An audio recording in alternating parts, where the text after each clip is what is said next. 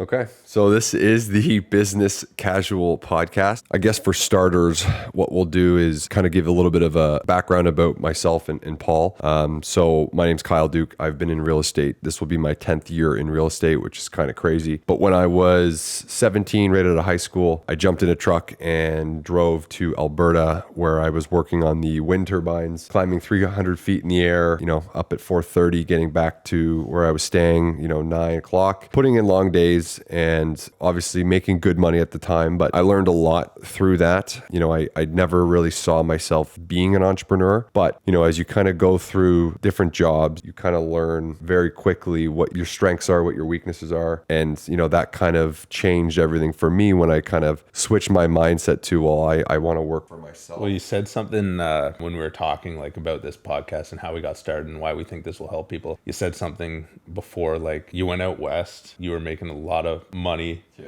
It was a good gig, but at the end of the day, you were just miserable, right? You wake up and it's am I going to be, this is not what I want to do. And a lot of the time, it's not about the money. When you think of being an entrepreneur, the first 5 years, they say, be prepared to not make any money, right? It's not it's just you come out of the gate and you're doing well. So it's and we have similar stories, but I want to know, for you, so you're out west, things were good, you were making lots of money, you were coming home, but what was your point where you're okay, I can't do this anymore. This sucks. Yeah, I think for me, it was working the long hours. I've never had an issue with. Working hard is something that I kind of pride myself on. But I think the biggest thing for me was when I was out west, I made, let's say I made 30 grand in 6 months, which at the time was a lot of money, and it still is a lot of money. But I'm 17 years old. I'm not too many 17-year-olds have 17 or 30 grand in their bank. So I came home from out west and I was home for 3 months and I blew through 30 grand in 3 months. Yeah, we bet you did. And it was just, spending money on, kegs and going out for the weekends and buying my buddies, whatever they wanted, right? And it was cool.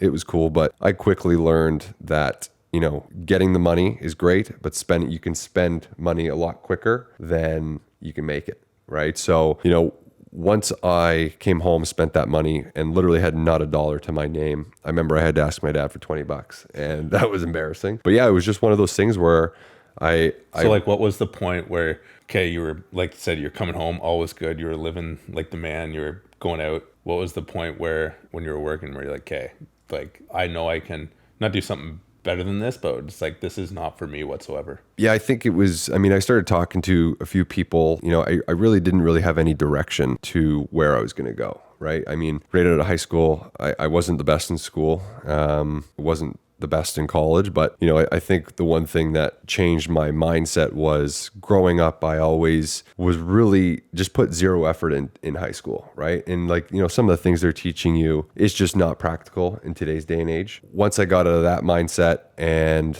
started to understand that if you apply yourself to something you're passionate about, there's no ceiling. I think over time when I went to college, my background is marketing. So, I utilized the marketing in my current business, which is real estate. But I think for me, it was just one of those things where the light bulb went off when I decided to, okay, I'm going to apply myself because I actually enjoy doing what I'm about to do. Climbing the turbines was great. It wasn't my passion, right? And you don't wake up every day or as a kid saying, my passion is to be a real estate agent. Well, I guess on that note too, right? You didn't like climbing a turbine, but I had to put the work in. Yeah, you put the work in. But even, I guess, if you're an entrepreneur, I don't want people to think too, at the same time, okay, I'm now running my own business. This is awesome. Every day is a grind. And if not harder. Too. Yeah, but it's you said it's when you're passionate about what you do, it's no longer work, right? Yeah, 100%. And I think too, it's the whole entrepreneur thing is so glorified online and throughout the world right now, because that seems to be the biggest thing is how do I start my own business, my own tech company, my own whatever product, whatever it is. But no one really talks about the struggles you go through, right? I've been doing this 10 years and I still wake up every single day and there's that little voice in the back of your head says, how am I going to repeat what I did last year? And those are the things that we want to talk about, because that doesn't get talked about enough, right? Is the daily struggles, the mental grind you have with yourself. You and me talk every single day, and we both, have these conversations quite frequently, but those are kind of some of the stories that we want to kind of share with people. And, like I said, it's the struggles and the tough parts of being an entrepreneur, running your own business, whether it's 100% commission, whether it's a product, any other service. There's days where you're going to be sitting there going, what am I doing? Right. And I mean, that's kind of like, we have similar stories too, right? Like, why don't you talk about when how you started real estate? Because for me, when I jumped in fully. It was 100%. This is my job. And again, it's not a bad thing. It's just you were working two jobs, and then the light bulb went off in your head and you said, whoa, I'm really good at this. Right. And then you kind of jumped in, and then that leads us to where we are with Rebel. So share that. Yeah. So, I mean, it is funny because you and I just met within like the last 3 years. Yeah. Well, we've always known each other, but like just became close in the last 3 years. And yeah, what's interesting is like both of our paths to get here are essentially the exact same. So right out of high school, started working in the family business, worked in a warehouse from 6 to 2:30, was just miserable unloading trucks of appliances. And then from there said, a truck driving position came up. Do you want it? It's like, yes, get me out of this warehouse. Yeah. And then started delivering photocopiers, driving a truck, delivering photocopiers, and then did that for 3.5 years and was just miserable, right? Just, again, it was like 6 till 4 in the afternoon. And again, like very similar to you, was never minded the work. I loved the work, and then from there, a sales position opened to be in like acquiring new contracts and stuff. So like, a sales position just opened, and we heard you've been like really good out on the road and good in front of the customers and stuff. So I'm like, yeah, I'll take it. Anything to get me off the road. So it's anything to get me out of the warehouse, anything to get me off the road. Then I'm in sales, finding out that, hey, I'm actually pretty good at sales. And then went over into another part of the business and was selling Harley Davidson motorcycles, and did that for 5 years and learned the business side of things right from sales to operations and stuff like that. But during that time, I got my real estate license and started like diving into real estate, and I was like, whoa, geez, like if you can do this well, there's like a ton of opportunity here. And or how I got my real estate license, I thought everything was good. I was working at the dealership, family dealership, and like my dad and I are best buddies and still are, but it was one of those days, like, probably same thing. We just got in a battle and he goes, go home, you're fired. So that day I came home, and my wife now, girlfriend then, was Sam. I came home like, I'm never being fired again. And I've always been passionate about real estate. My best buddy, Pete, his dad was a real estate agent, and I always like looked up to him, admired him. He had this like swag about him, like it was like a cool job. And so I always had in the back of my mind, and I never, like right out of high school, was working. So never, like, I'm not going to go back to school at this point. I'm not passionate about anything else. I said, Sam, I'm never being fired from anything again. I said, sign me up so signed up. And 6 months later, I'm licensed, and went back to work the next day after I was fired. Cause I'm like, fuck, I gotta go back to work. Yeah. I actually need a job still. Yeah. So, and then I just was always managing both. And then real estate, Harley Davidson was my first priority. That was my full-time job, and real estate was kind of like family, friends, whatever. And then it became, people were hearing about, I was just doing everything for my clients and doing more than what the average full-time real estate agent does, right? So word of mouth was getting out there, and then I started getting more calls to where now real estate was my full-time job and Harley was now my second job. And I almost felt guilty in a sense where what's supposed to be my full-time job is being consumed by real estate. And then felt like I was letting down the employees at the dealership, my family at the dealership. So I just had to make that call, and I knew it was the right time to go all in. But it is, and again, this is the purpose for this podcast, right? It's like people maybe having their clothing company that they want to go all in at, and they're working that 9 to 5 as well. But when your like side hustle almost consumes you and overtakes your full time, I would say that is when you'll know, like, I guess, like, okay, it's ready. It's time to go all in here. Sure. I don't think there's tons of people in this industry that are part-time, full-time, whatever. It's kind of split down the middle. But again, like it's risk, right? Everybody has a certain risk tolerance that they're willing to take on that is unique to each individual. I think the biggest thing is, everyone always says, listen to your gut. Most of the time it's right. There was something in you that said, okay, I can come back to Harley and continue to sell motorcycles or whatever it may be, but you're waking up every day and the first thing on your mind is real estate, right? So obviously there was something in your brain and in your gut that said, you know what, this is probably an indicator. I got to make that leap. And that was the same thing with me. Like I started on a real estate team, which was the best decision I ever did. I think if you're an entrepreneur, if you have the ability to join a team or be mentored by somebody, being completely open to whoever is coaching you or giving you advice that has the experience and, the track record to support that. I think if you can soak up as much information from somebody like that, it will impact your life and business to crazy degree, right? Like I started, like I said, I started on a real estate team. The team leaders on my team had, 40 plus years combined experience, and they basically fast tracked me into this industry.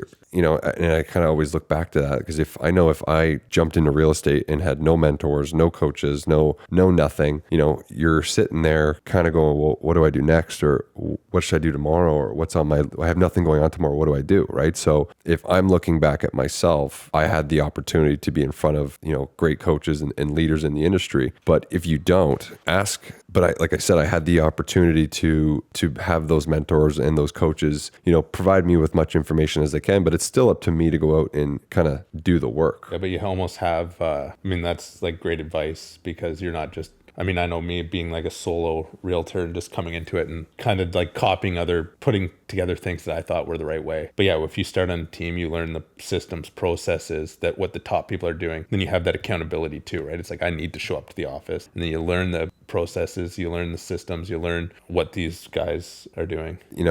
I kind of always go back to when I grew up, right? Or shouldn't say when I grew up, but when I got into this industry, and it doesn't matter.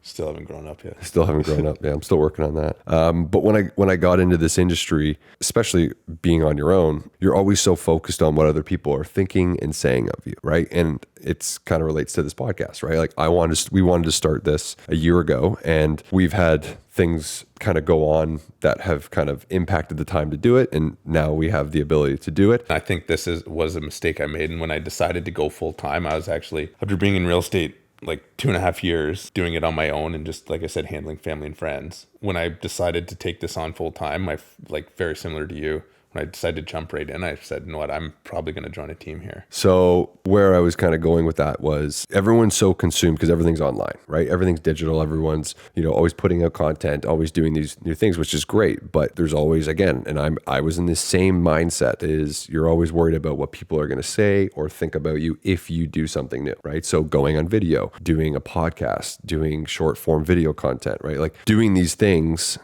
there's judgment behind that. The people that are willing to ignore that or not even consider that Jim from the corner, if he says you look like an idiot on a podcast, that's going to prevent you from doing it. I always have been in the mindset, and I said this all the time, is like, I don't care because no one out there is paying my bills but me, right? And if you are listening to what you think people are saying, right? I use this term quite frequently whenever I'm going through a bad deal or whatever. It's stop creating a story in your head, right? Because you don't know the end result yet. The old shower thoughts. Yeah, the old shower thoughts, right? Oh my God. Water hitting your head going, oh boy. Yeah. But just playing out your conversations with nobody. Yeah, exactly. Right. Paul's probably going to say this to me, and then your mindset shifts and your whole day kind of gets thrown upside down. But if you can stop creating the story in your head before something actually takes place, it's amazing how wrong you are most of the time. The way you think it's going to play out actually never plays out that way. And if you build up that anxiety and get all frustrated and frazzled because if you think what's going to happen, and if it never does happen, well, now you're sitting back looking at it going, why did I put myself in that mindset? Right. And mindset's huge for like on that note, the best. And I just got this advice last summer. I think what separates us both is we're not just about a real estate transaction or this could be in any business. Like we're not just about a transaction. We're about we're actually working in the best interest of our clients, and we care about the outcome. But again, that being said, a lot of the outcome is out of our control, right? Whether a deal doesn't close, a deposit check doesn't get delivered. Obviously there's some stuff we can do to try to prevent that. But at the end of the day, that stuff is out of our control. So it's actually just this past summer, I was with with a very CEO of a big company, and Jack, she's retired now, and we were talking, and he was like, oh, I see you're doing this and in business and real estate. He goes, the best advice I could give you, and this is like a big CEO, he's like, the best advice I could give you, and it'll help you sleep at night, is don't worry about the things that aren't in your control, or don't focus on the things that aren't in your control. That's helped me like stay motivated, stay positive, compartmentalize, probably butchered that word, but things that are like, if I'm working with a buyer client and a closing on the same day, I can't bring my emotion to this client that I've been working on,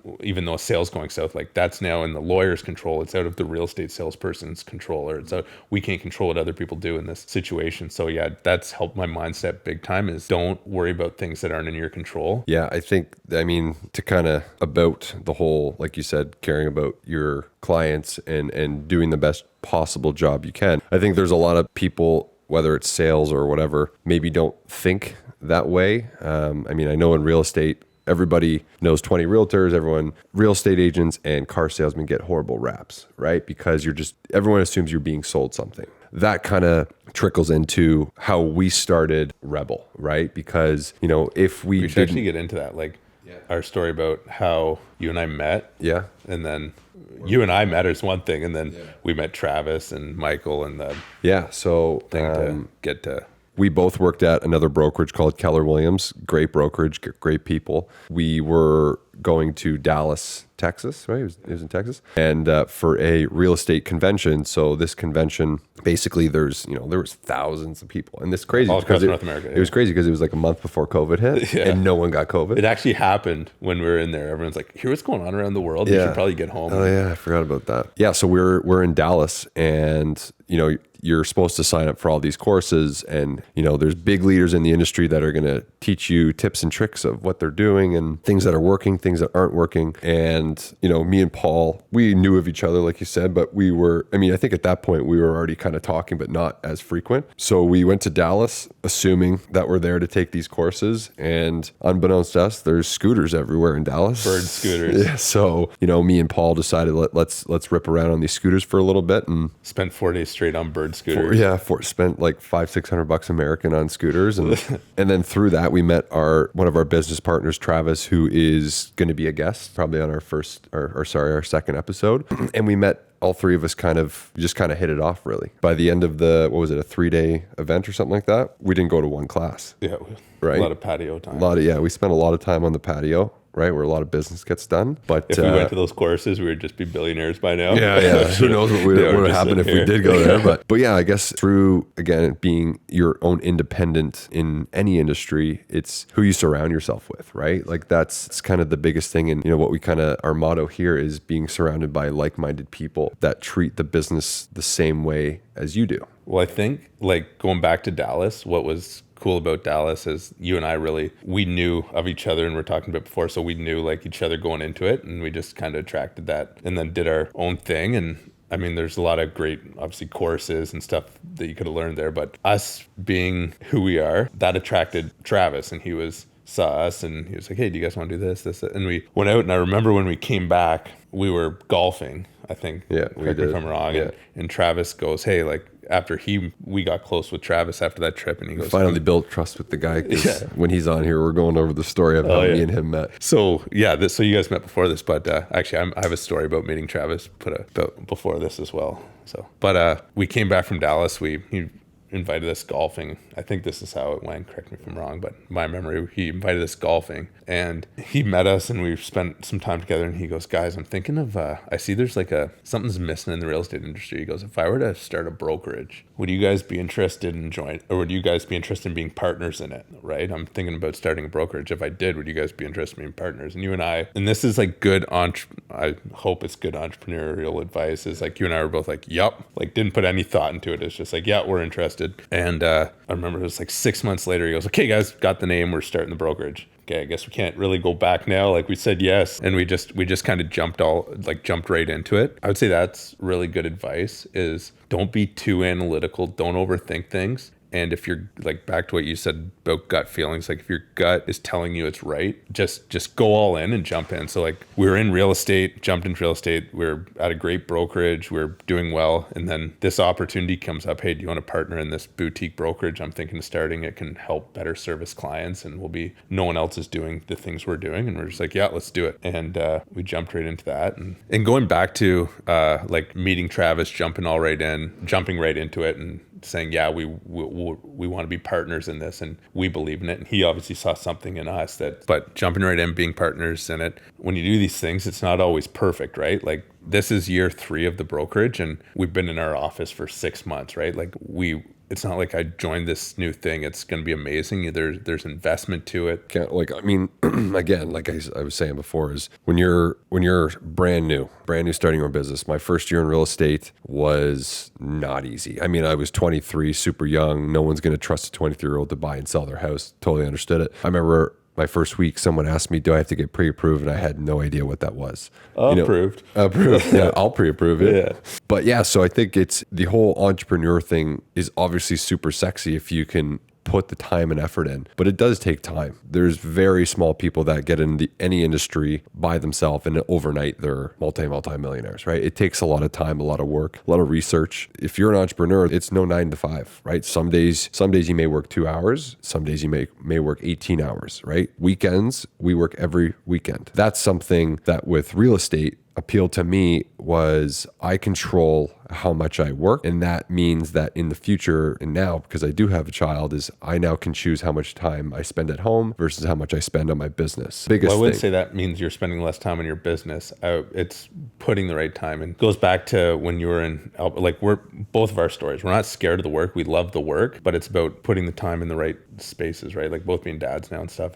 Yeah, 100%. This is episode 1. So this is obviously going to be a little bit all over the place. Yeah, and we will become more dialed. It took us 4 hours to get the audio set up. But I think what's really exciting about this podcast, like I said from the start, it's like, it's not just real estate focused. It's focused on all types of business. And because no matter what you're selling or what business you're in, business is business, right? You know, if you're watching this, obviously this is super organic. This is not scripted at all. We're just literally plugged in the mics and just decided to record. Over time, you know, we're going to be a little bit more dialed in and be a little more structured, but this is kind of just the intro about myself and Paul, kind of what we do. And like we said, we're going to... What's that? How we got here. How we got here. And, you know, we will be bringing on guests. We have some good ones lined up already. We do, yeah. We have like 3 or 4 guests that have already committed to being a part of it. So again, those will be rolling out over the course of a few months. We're planning to shoot episodes every second week of the month. So hopefully be rolling out 2 episodes a month. And, you know,